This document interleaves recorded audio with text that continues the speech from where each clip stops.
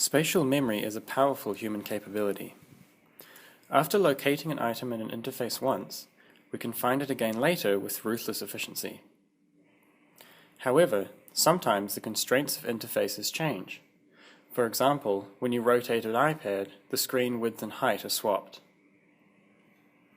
When this happens, designers have to adapt the interface to the new display bounds. On the iPad, items are reflowed from left to right, top to bottom, causing the user to lose track of item locations. On the iPhone, however, nothing changes at all. This means that when you open the home screen in landscape mode, you either have to turn the phone back upright or use the interface at a 90-degree rotation.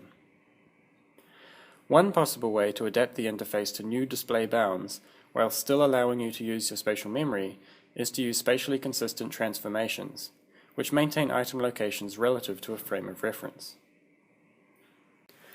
We examined 5 types of spatially consistent transformations: translation, scaling, stretching, rotation, and perspective, to see what kind of performance impact they had on users. Results showed that most of the transformations had very little impact on performance. When participants had to find items for the first time, their average selection time was 15 seconds. But after they became familiar with the interface and it was transformed, selection time was consistently below 2.5 seconds for every transformation except extreme rotation. Most interestingly, the effects of scaling and stretching were minimal, suggesting that these could be used to create spatially consistent real-world designs with little detriment to performance.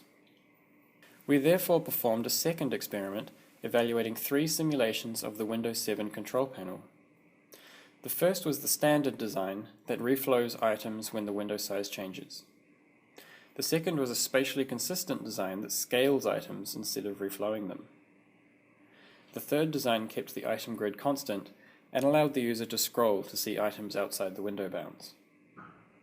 Our results showed that users were much faster at revisiting items in the scaling condition, with changes in window size having very little effect on selection time.